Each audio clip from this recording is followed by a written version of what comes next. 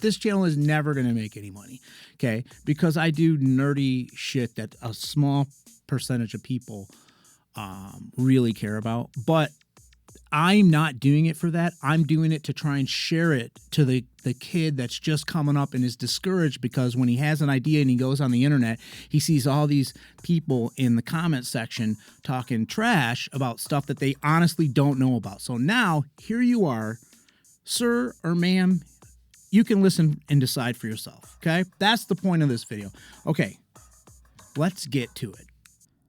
Okay, real quick, here we go. So you got gain, and you got a low cut, and you got a 4-band EQ. There is phantom power, however, it's a huge pain in the butt once you have everything plugged into to turn it on and off. So that's a downside, but it's just one knob.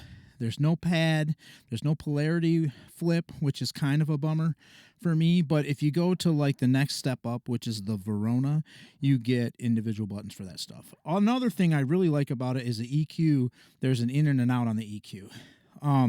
When you hear these tracks, it's just hitting the preamp and going out the direct out. We are only listening to the preamp, the DAV Electronics BG8. Now the BG1 is actually 2 channels, but you know, you can buy it in a couple different number of channel configurations. This is just the 8-channel version. It has DB25 outputs on the back. XLR's in and it only goes out on the DB25. I happen to like that, but whatever. Each channel has phantom power. It has a pad, which the Midas does not have. It has a phase flip, which the Midas does not have, and it has a high-pass filter, which is just a different way of saying a low cut. So relatively the same, one knob. The Midas is continuously variable gain. This is in, I think they're 2.5 or 3 dB increments. I love detented gain because it makes it so fast for me to set up and so easy to be precise when I'm matching, you know, left and right channels or whatever. And, you know, if the thing about it, people will say, what if I want in between the, you know, what, 3 and 6 or whatever, you know, I want 4. Dude, move your mic. All right, anyways, let's listen to it. Same microphones, same position, nothing changed between the 2 preamps. In theory, I want to get the gain the same hitting those microphones, okay? In some cases, you have to like get a little bit more or a little bit less, but in general, it's safe to say I tried to hit the same microphones in the same position, nothing has changed, and then I just tried to play it as close as I could. And for the people that are like, well, if it's not the same performance, you know, this is a useless test. Sorry, I'm wound up today. If you can't handle it being 2 different performances, go. First thing, we're going to hear the DAV by itself.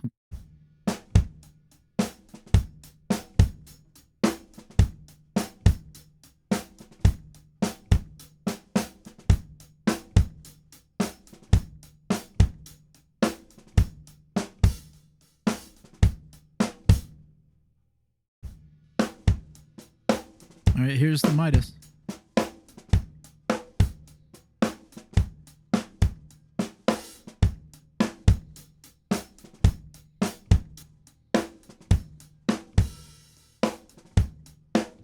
Listen to the high end.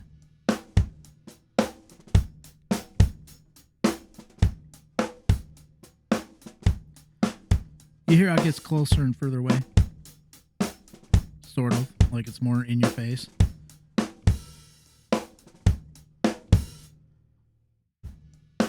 Right. So I started to think, man, the Midas, listen to the snare.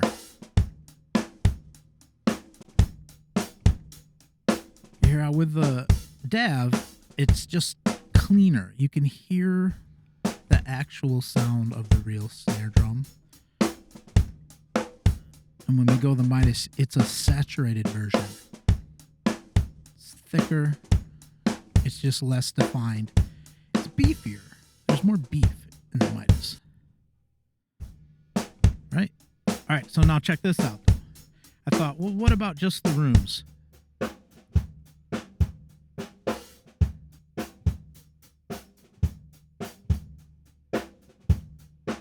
Right? And I thought, well, what about the kick drum?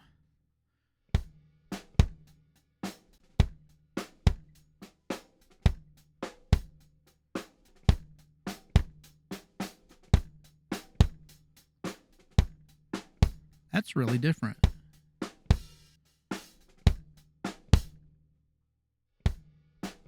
The Midas is beefy, but the DAV has kind of a more, again, more realistic, natural presentation. Take some. That's the room. Whoops. Here we go.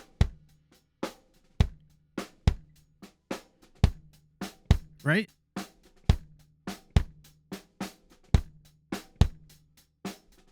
What if, can I use EQ to make them sound more like each other? And I found something interesting. So check this out. Here is the Midas by itself. That's Midas flat. And here's the DAV flat. Now watch this. I'm going to give you Midas with EQ to try and sound like the DAV. Let me get started again.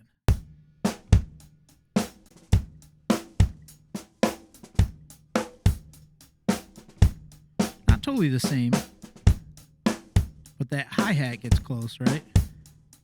Now let's go the other way. So now we'll go the other way. So here's DAV plain. No, Midas,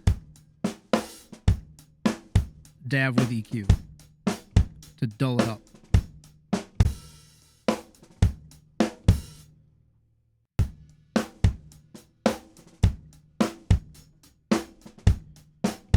See what I'm saying?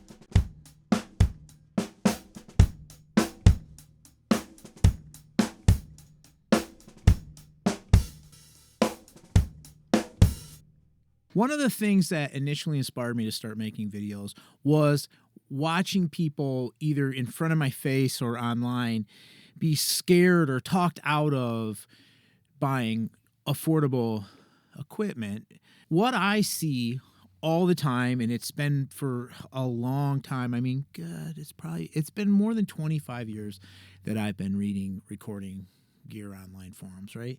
And you just see the dogmatic people who haven't used the gear, but they've heard every time they see anything about it without having used the gear, they'll come in and give someone else advice stating X, Y, and Z, but they don't know what they're talking about, right? What I'm trying to arm you with is the experience and knowledge and promise that it's better to use what you can afford and be every day working hard and trying to figure out how to make it sound cool to you. That's way more important than sitting there and saving up and saving up and saving up. And now you have this super expensive one piece of gear and everything else in your chain is you know what I'm saying? So the differences between these two preamps are kind of huge, but the biggest difference was somehow in the DAV is a more open sounding preamp. And I realized from years of doing this shit, felt like, man, if I could just touch the high end of the Midas, I bet you we'd really be in the ballpark. And hear for yourself.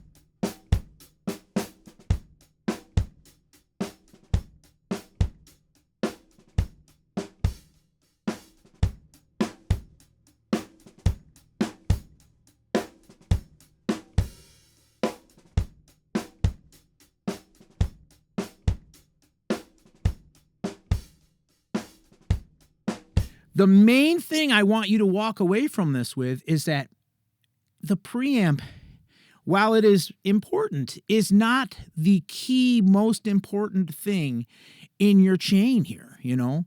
A good microphone, putting it in the right place, miking something that sounds good to start with. Those are all more important than the microphone preamp, so don't let that stop you or hold you back.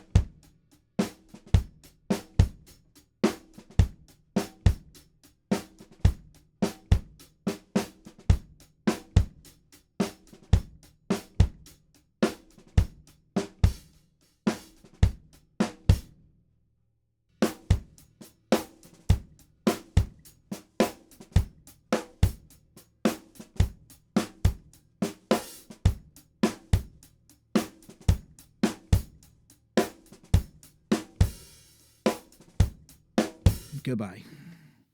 Not supposed to say fuck.